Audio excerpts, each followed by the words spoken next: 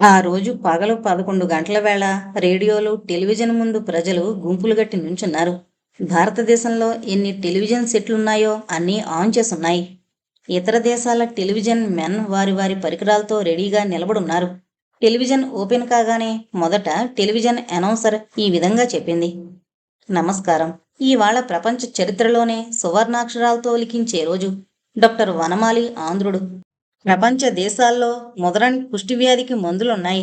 ముదిరిన కుష్ఠవ్యాధికి ఎక్కడా మందు లేదు. ఇది భారత ప్రాచీన ఆయుర్వేదంలో ఉంది. దీనిని మోడర్నైజ్ చేసి శ్రీ డాక్టర్ వనమాలి ప్రపంచ ప్రజలకు ఎనలేని ఉపకారం చేస్తున్నారు. వారికి నా అభినందనలు. ఇప్పుడు వ్యాధి ముదిరిన ఒక వృద్ధురాలి శరీరం మీద ఈ మందుని ప్రయోగిస్తారు శ్రీ డాక్టర్ గారు. కొన్ని క్షణాల్లో ఆ కార్యక్రమం ప్రారంభమవుతుంది. మీకందరకు వందనం అని అనౌన్సర్ బొమ్మ ఫేడౌట్ అయిపోయింది. వెంటనే టెలివిజన్ స్క్రీన్ మీద ఒక చక్కని కుర్చీలో కూర్చున్న కుష్ఠవ్యాధిగ్రస్తురాలైన రుద్రాలు కనిపించింది. వెంటనే డాక్టర్ వనమాలి బొమ్మ కనిపించింది. ఆయన ఈ విధంగా అన్నారు. ఈమె శిథిలాంగాలు ఆర్టిఫిషియల్గా అమరుస్తాను, ముక్కు, కాలివేళ్లు వగేరా. ఈ మందు తీసుకున్న అనంతరం ఆమె శరీరం, చర్మం మామూలు మనుషులకులా తయారవుతాయి. పోతే అశ్రద్ధ వల్ల, వ్యాధి వల్ల పోగొట్టుకున్న ముక్కు, వేళ్లు కూడా అమర్చిన మీదటే ఈమె శరీరం మళ్ళీ మీకు కనిపిస్తుంది. ఈ వ్యాధి పూర్తిగా ముదిరిపోయింది. ఇప్పుడు కూడా తగ్గుతుంది. దురదృష్టవశాత్తు ఈ రుద్రాలు తన శరీరాన్ని తనే అలక్ష్యం చేసింది. న్యాయంగా కుష్ఠవ్యాధి సోకిన వారికి జీవితం మీద ఏ విధమైన వాంఛ ఉండదు. విపరీతమైన తిండి తింటారు. ఎందుకు తింటున్నారో వారికే తెలీదు. చాలా వరకు ఇది పరమేశ్వరుడి శాపమేనని సరిపెట్టుకున్న కోపం వచ్చినప్పుడు ఇతరుల్ని ముట్టుకోవాలని, అంటించాలని ప్రయత్నిస్తారు. నిజానికి కుష్టులో 2 రకాలున్నాయి. ఒకటి అంటేది, 2 అంటనిది. మామూలు ప్రజలు ఈ రెంటిని ఒకే విధంగా అసహించుకుంటారు. వ్యాధిగ్రస్తులు ఒకే విధంగా జీవిస్తూ ఉంటారు. ఈ రుద్రాలి ఆస్తి ఈ కారణం వల్లనే ఇతరుల చేతుల్లోకి వెళ్ళిపోయింది. ఈమె కోడలు ఈ కారణం వల్లనే, ఈమె కొడుకును ఈ కారణం వల్లనే పిల్లల్ని కండానికి ఇష్టపడలేదు. అందులో ఆమె తప్పేమీ లేదు. కానీ ఈమె ఆస్తి తీసుకుని ఈమెను వదిలివేయడం మానవత్వానికే తీరని కళంకం. భగవంతుడంటూ ఉంటే దీనికి శిక్ష తప్పకుండా ఉంటుంది. ఇప్పుడు మీకు నేను చెప్పేదేంటంటే, కుష్ఠరోగుల్ని అసహించుకోవద్దు. వారిని సమాజానికి దూరంగా ఉంచనవద్దు. దయచేసి మిగతా వ్యాధిగ్రస్తుల్లాగే వారిని దయచూపండని ప్రార్థిస్తున్నాను. మానవ సమాజంలో దయ అనేది లేకపోయినాక అది రాక్షస సమాజం అవుతుంది. ముఖ్యంగా భారతదేశం దయాపూర్ణమైన దివ్య భూమి. ఇక ప్రయోగం ప్రారంభిస్తున్నాను అని తెలుగులోనూ ఇంగ్లీష్లోనూ కూడా ఆయన మాట్లాడారు. అనంతరం ఆ కుష్ఠురోగపు ముసలమ్మని అన్ని కోణాల్లోనూ చూపించారు. కొందరు చూడలేక కళ్ళు మూసుకున్నారు. హైదరాబాదులో ఉన్న ఆ ముసలమ్మ కోడలు టపీమని టెలివిజన్ ఆఫ్ చేసింది. ఒక ఆకుపచ్చని ద్రవం గంధపు గిన్నె లాంటి గాజు గిన్నెలో పోసి అందరికీ చూపిస్తూ డాక్టర్ వనమాలి ఇలా అన్నాడు. ఈ మందుని ఆయుర్వేద, అల్లోపతి, యునానీ వైద్యాల్లో ఉండే మూల సూత్రాలన్నీ క్రోడీకరించి తయారు చేయడం జరిగింది. ముఖ్యంగా ఆయుర్వేదం. ఈ మందులో ఏమేమున్నాయో నేనిప్పుడు చెప్పబోవడం లేదు. ఈ మందు తీసుకున్న అనంతరం గంటన్నరలోగా ఆమె వ్యాధి తగ్గిపోతుంది. ఈ విషయం మీ ముందే రుజువు చేస్తాను అని ఆ ముసలమ్మను సరిగ్గా కూర్చోబెట్టి తల వెనక్కి వంచి మందు తాగించాడు డాక్టర్ వనమాలి. తాగంగానే ఆమె శరీరం ఆకుపచ్చగా మారింది. టెలివిజన్లో చూస్తున్న ప్రజలందరూ ఊపిరి బిగబట్టి చూస్తున్నారు. ఆ ఆకుపచ్చ శరీరం అరగంటలో నీలంగా మారింది. ఆమె ఒంటి మీదున్న పొళ్లల్లో నుంచి చీమల్లాంటి జీవులు పైకి రా ప్రారంభించాయి. వాటిని అతి జాగ్రత్తగా వనమాలి ఒక బేసిన్లోకి రప్పించాడు. ఆ బేసిన్ నిండా అప్పటికే కార్బాలిక్ యాసిడ్ పోసుంది. ఈ పురుగులు రావడానికి సుమారు అరగంట పట్టింది. అప్పుడు వనమాలి తిరిగి ఇలా అన్నాడు. చాలామంది దీనిని చర్మరోగమని, సుఖరోగాల పరిణామమని అంటారు. అవి కూడా కావచ్చు. కుష్ఠరోగం మొదలడం అంటూ జరిగితే ఈ పురుగుల వల్లే జరుగుతుంది. ఈ పురుగులు మనిషిని చావనివ్వవు. ఆ శరీరాన్నించి ఆహారం తీసుకుని సర్వాంగాల్ని శిథిలం చేస్తాయి. ఈ పురుగుల్ని గురించి ఇంత మట్టుకు ఒక్క ఆయుర్వేదమే వివరంగా చెప్పింది.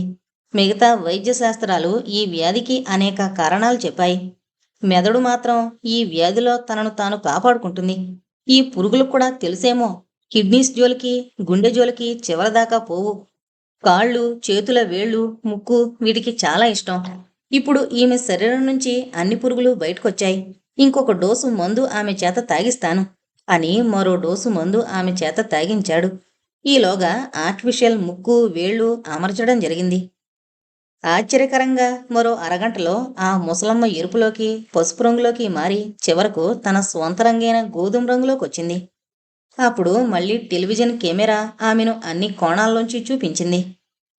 ఆశ్చర్యకరంగా ఆమె రూపం మారిపోవడమే కాకుండా ఆమె డాక్టర్ వనమాలికి పెడుతున్న దండాలు కూడా టెలివిజన్లో కనిపించాయి. ఆ దృశ్యం ఫేడౌట్ అయ్యి అనౌన్సర్ తెర మీద కనిపించి ఇలా అంది: మీరింతవరకు శ్రీ వనమాలి అపూర్వ ప్రయోగాన్ని తిలకించారు. ప్రపంచ ప్రజలందరికీ ఈ ప్రయోగం విఫలమవుతుందనే అనుమానం ఏ మూల ఉన్నా ఈ ప్రయోగానంతరం అనుమానం తీరుంటుంది. భారతదేశం శాంతికాముకమైన దేశం. ఈ దేశం తరపున డాక్టర్ వనమాలి ఈ ఔషధాన్ని ప్రపంచానికి కానుకగా ఇస్తున్నారు. లబ్ధ ప్రతిష్టములైన ఇండియన్ ఔషధ విక్రేతలందరూ ఈ మందు తయారు చేస్తారు. ఈ మందు ఒక్క భారతదేశానికే కాదు, ప్రపంచ దేశాలన్నింటికీ ఈ మందు మీద అధికారం ఉంది.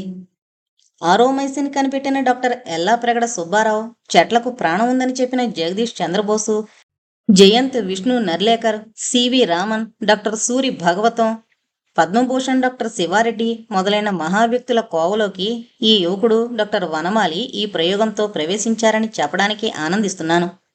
డాక్టర్ వనమాలి అసలు పేరు సుధాకర్ మూర్తి. ఈయన గురువు పద్మభూషణ డాక్టర్ వనమాలి.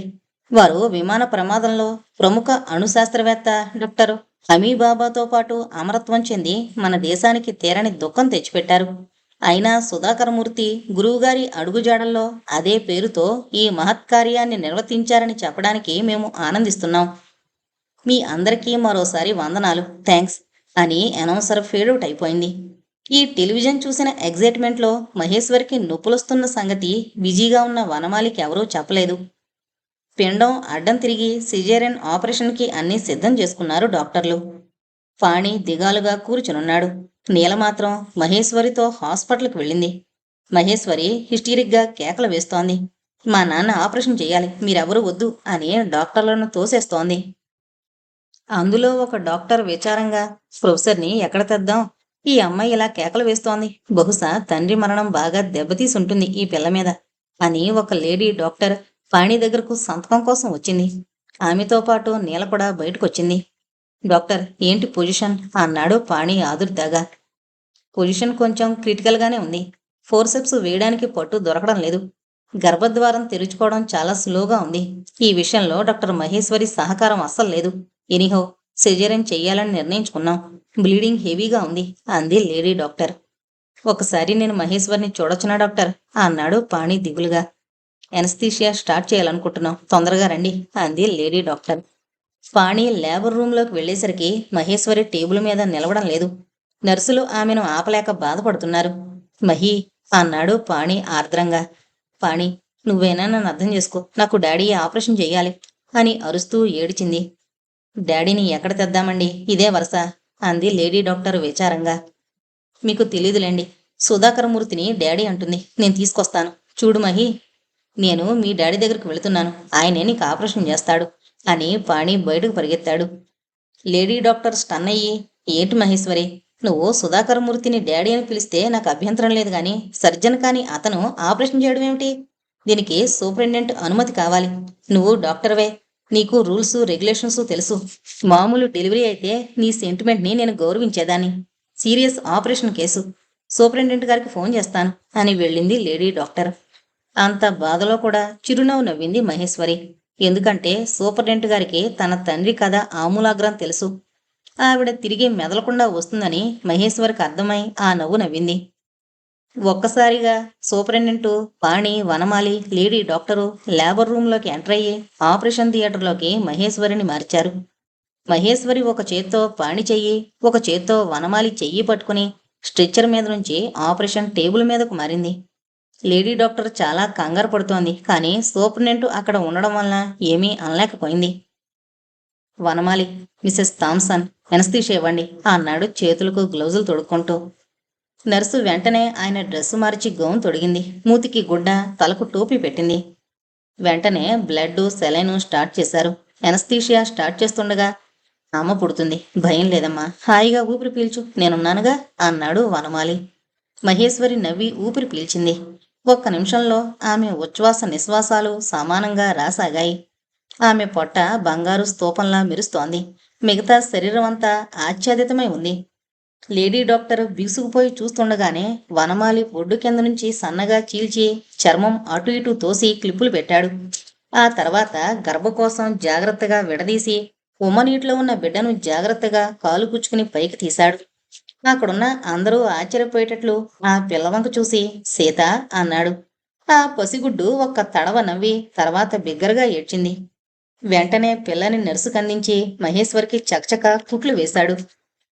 ఆ పసిపిల్ల నవ్వడం, మామూలు ఎంబీబీఎస్ అయిన సుధాకరమూర్తి అద్భుతంగా సిజేరియన్ చేయడం చూసి లేడీ డాక్టర్ మాటా పలుకు లేకుండా కొయ్యబారిపోయింది. కుట్లు వేసిన అనంతరం మహేశ్వరి బాధ్యత అక్కడున్న వాళ్లకు అప్పజెప్పి పసిపిల్ల దగ్గరకొచ్చి స్వయంగా బొడ్డు కోశాడు వనమాలి. బోరిక్ పౌడర్ చల్లి బొడ్డు చుట్టూ గుడ్డ బిగించి ఏడుస్తున్న పిల్లని మళ్ళీ సీత అని పిలిచాడు. ఏడుపాపి కళ్ళు విప్పి చూసింది. నీ కోరిక నెరవేరిందా సీత? నవ్వి 2 గుప్పెట్లతో కళ్ళు నులుముకుని ఏడవసాగిందా పిల్ల. ఒక్క పాణికే నీలకు సూపరింటెండెంట్కు తప్ప ఇంకెవరికీ ఈ పిల్ల డాక్టర్ వ్యవహారం అర్థం కాలేదు. పుట్టిన వెంటనే పిల్లలెప్పుడూ నవ్వడం జరగదు. డాక్టర్ సీత అని పిలవంగానే ఈ పిల్ల నవ్వుతుందేంటి అన్న ప్రశ్న అక్కడున్న నర్సులు, లేడీ డాక్టరు మొదలైన వారందరికీ వచ్చింది. కానీ యముడులా అక్కడ సూపరింటెండెంట్ ఉండడం చేత ఎవరి పనులు వారు చేయడం మొదలుపెట్టారు. డబుల్ కంగ్రాచులేషన్స్ అన్నాడు సూపరింటెండెంట్ డాక్టర్ వనమాలితో. వనమాలి నవ్వాడు ఎందుకన్నట్లు. 1 మందు 2 మనవరాలు. మీ భాష ఇక్కడ ఎవరికి అర్థం కాదు అన్నాడు సంతోషంగా వనమాలి.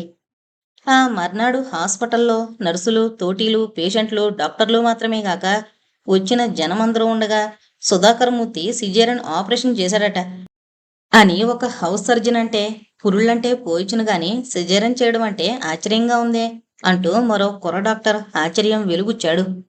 ముసలి స్టాఫ్ నర్స్ అంటే హౌస్ సర్జన్లకి హడల్. ఆమె అందర్నీ చూపులతోనే కసిరి నే చూశాను చేశాడు, డాక్టర్ వనమాలిలా చేశాడు, కావాలంటే మన సూపరింటెండెంట్ గారు కూడా ఉన్నారు, మిసెస్ థామ్సన్ డ్యూటీ డాక్టర్, మీకు తెలీదేమో, నేను అట్టాటివి నమ్ముతాను. డాక్టర్ వనమాలి గారి ఆత్మ సుధాకరమూర్తిలో ఉంది. ఆయన ఆ పుట్టిన పిల్లని సీత సీత అని 2 సార్లు పిలిస్తే 2 సార్లు ఆ పసిగుడ్డు నవ్వింది. క్రీస్తుని సిలువ వేసిన అనంతరం ఆయన మళ్ళీ లేవలేదు. ఇందులో ఆశ్చర్యమేమీ లేదు. ఎవరన్నా చివరి నిమిషాల్లో ఉన్నప్పుడు మన పక్క నుంచి ఎవరో వెళ్ళినట్లుంటుంది. ఓయి కుర్ర డాక్టర్లు, మీకు అనుభవంలో లేదేమో, నాకు ఈ విషయంలో చాలా అనుభవం ఉంది. నేననుకోవడం డాక్టర్ వనమాలి ఆత్మ సుధాకరమూర్తి శరీరంలో దూరిందని. ఇట్టాటివి మీ హిందువులు నమ్మరేమో కానీ మేం నమ్ముతాం అంది జూలీ అనే స్టాఫ్ నర్సు. అంతవరకు మాట్లాడకుండా ఊరుకున్న గులాం గౌసు అనే డాక్టర్ ఇలా అన్నాడు. మతరీత్యా అయితే మా ఖురాన్లోనూ ఇలాంటి కథలున్నాయి. చారిత్రకంగా బాబరు ఆత్మ భగవంతుడినడిగి కొడుకు హుమాయూన్ శరీరంలో ప్రవేశించి బ్రతికించిందని అంటారు. ఏమైనా మామూలు ఎంబీబీఎస్ డాక్టర్ అయిన సుధామూర్తి ఒక చేయి తిరిగిన సర్జన్లా సిజేరియన్ చేశాడంటే నమ్మి తీరాలి. సుధాకరమూర్తికి ఇంజెక్షన్ ఇవ్వాలంటే దడ నాకు తెలిసినంత వరకు. అక్కడే ఉన్న లేడీ డాక్టర్ తన కీచు గొంతుకుతో ఇలా అంది. No, I don't believe this nonsense. ఇందులో ఏదో మిస్టరీ ఉంది. రాత్రులు డిటెక్టివ్ పుస్తకాలు చదవద్దంటే చదివి దొంగల్ని నమ్మి, దెయ్యాల పుస్తకాలు చదివి దెయ్యాల్ని నమ్మి, సినిమాని చూసి సినిమాని నమ్మే మీ బోటి బలహీనపు వ్యక్తులు ఆ మాటానికి ఇంకేమంటారులేండి. అయినా సామాజిక స్పృహ గల వ్యక్తి గదా. మీకు బైబులు, ఖురాను, డాక్టర్ వనమాలి ఆత్మకథల్లాంటివి నమ్మబుద్ధి కాదు అని రిటార్డ్ ఇచ్చాడు డాక్టర్ గులాం గౌసు. సూపరింటెండెంట్ గదిలో కూడా ఆనందమూర్తి ఆయన కూడా ఇదే విషయం మీద చర్చిస్తున్నారు. 60 ఏళ్ళలో ఆంధ్ర యూనివర్సిటీలో పారాసైకాలజీ ప్రారంభించినప్పుడు మోజుతో నేను ఆ క్లాసులకు వెళ్ళాను. తర్వాత వాళ్ళకి నాకు కూడా అదంతగా నచ్చక నేను మానేయడం జరిగింది. అదలా ఉంచండి. ఇప్పుడు ఈ జరిగిన సంఘటన అద్భుతంగా ఉంది అన్నాడు సూపరింటెండెంట్. నాకు వనమాలి స్నేహితుడండి. ఒక తడవ ఫారెన్లో ఒక శాంతి సమావేశం స్పిరిచువల్గా జరిగింది. అప్పుడు వనమాలి ఆ సమావేశంలో కలిశాడు. ఆయనకు నిజంగా ఇన్విటేషన్ లేదు. ఆయన అక్కడికి వచ్చి మాట్లాడుతుంటే ఆశ్చర్యపోయాం. నిజానికది శాంతి సంఘమే, కానీ లాల్ సలాములతో విదేశ గూఢచార సంస్థ కింద తయారైంది. వాళ్ళు ఒక పెక్యులర్ సౌండ్స్తో మనిషిని భయపెట్టగలరు. పోనీ అవే వాళ్ల మంత్రాలు అనుకుందాం. లాల్ సలాంకి మంత్రాలకి పొంతం లేని మాట నిజమే. కానీ డాక్టర్ వనమాలికి తన దేశం మీద ప్రేమతో పాటు తన దేశ సంస్కృతి మీద అభిమానంతో పాటు ఆ క్షుద్ర మంత్రాలను గాయత్రి మంత్రంతో ఎదుర్కోవడం కూడా తెలుసు. ఆ రాత్రి అతను నేను జీవాలతో బయటపడం అనుకున్నాం, కానీ బయటపడ్డాం. నేను ఆ సమావేశంలో ఉన్నది డాక్టర్ వనమాలికి తెలీదు. మొత్తానికి అతను చాలా విచిత్రమైన వ్యక్తి. అతని ఆత్మబలం చాలా గొప్పది కూడా. వనమాలి ఆత్మ మరో యువకుడి శరీరంలో ప్రవేశించిందంటే నేను నమ్మడానికి రెడీగా ఉన్నాను అన్నాడు సైకియాట్రిస్టు ఆనందమూర్తి. ఏమైనా మనిద్దరం ఒకసారి వాళ్ళింటికి వెళ్ళొద్దాం. అతను కనిపెట్టిన మందుకు కంగ్రాచులేషన్స్ చెప్పాలి అన్నాడు సూపర్నెంట్. వాళ్ళిద్దరూ వెళ్లేసరికి వనమాలి పాణి కాఫీ తాగుతున్నారు. నీల నిలబడింది.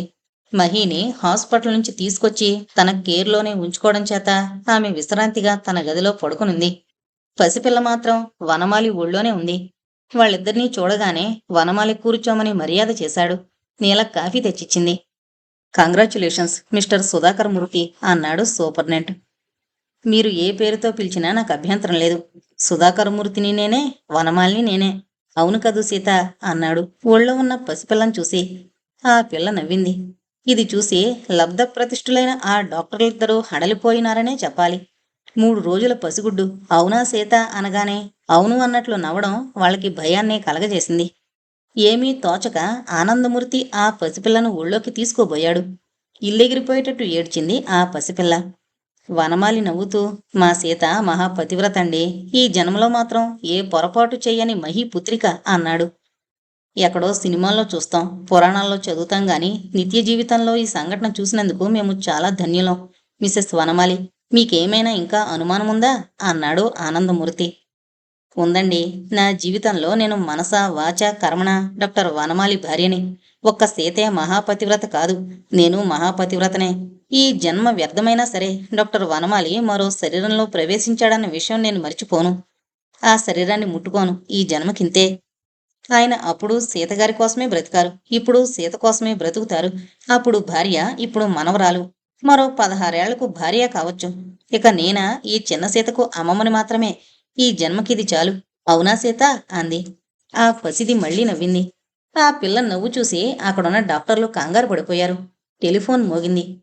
టెలిఫోన్ తీసిన పాణి ఆనందంగా హుర్రే అని అరిచాడు. ఏంటి పాణి అన్నాడు డాక్టర్ వనమాలిగా ఉన్న మూర్తి. టెలిఫోన్ అలాగే పట్టుకుని మౌత్ పీస్ మూసి, మీకు పద్మభూషణ్ ఇచ్చారు. ఇప్పుడే ఢిల్లీ నుంచి వార్త వచ్చిందట. చీఫ్ సెక్రటరీ గారు చెబుతున్నారు. మీరు కనిపెట్టిన మందుకి ప్రత్యేకమైన పేరు ఏదన్నా పెడతారా అని హెల్త్ మినిస్టర్ గారు అడగమన్నారట అని మౌత్ పీస్ మీద చేయి తీసి, హలో డాక్టర్ గారు వస్తున్నారు సార్ అని టెలిఫోన్ వనమాలికి అందించాడు పాణి. థ్యాంక్స్ సార్, డాక్టర్ వనమాలినే మాట్లాడుతున్నాను. మందు పేరా? ఆలోచించానండి. సీత నీలం. పొయిటిక్గానే ఉందండి. ఆ పేరంటే నాకెందుకో ఇష్టంగా అనిపిస్తోంది. సరే సార్, మరుంటాను అని ఫోన్ పెట్టేసి, సీత చూసావా, పద్మభూషణ్ వచ్చింది అన్నాడు తనలో తను మాట్లాడుకుంటున్నట్టు. ఒళ్ళో ఉన్న పసిసీత మళ్ళీ నవ్వింది. ఇద్దరు డాక్టర్లు షేక్ హ్యాండ్స్ ఇచ్చారు. ఆనందమూర్తి నవ్వుతూ, సుధాకర్ మూర్తి, ఎన్నాళ్ళు నువ్వు జూనియర్ వనమాలివి. కొన్నాళ్ల కిందట డాక్టర్ వనమాలివి. ఇప్పుడు పద్మభూషణ్ డాక్టర్ వనమాలివి. ఇది కాకతాళీయం కావచ్చు. ఇందులో నిజానిజాలుండొచ్చు. శాస్త్రీయ విషయాలు ఉండొచ్చు. ఆధ్యాత్మిక విషయాలు ఉండొచ్చు. అసంభవాలు ఉండొచ్చు. కానీ సర్వభారత శాస్త్రీయ విషయాలు మూర్తిభవించిన నువ్వు డాక్టర్ వనమాలివి అన్నాడు. అవును, ఆనాడు సీతాపతి కాలేని వనమాలిని, ఈనాడు నీలామనోహరుడు కాలేని వనమాలిని. కాని ఈ చిన్న సీతకు తాతనైన నేను డాక్టర్ వనమాలిని. అవునా సీత అన్నాడు నిర్లిప్తత నిండిన కంఠస్వరంతో. పసిపిల్ల మళ్ళీ నవ్వింది. ఆ పిల్లని నీల చేతికిచ్చాడు. ఇంతటితో డాక్టర్ వనమాలి అనే నవల కంప్లీట్ అయిందండి. నాకైతే నవల చాలా బాగా నచ్చింది. మరి మీ అభిప్రాయం ఏంటో నాకు కామెంట్స్ రూపంలో తెలియజేయగలరు. Thank you.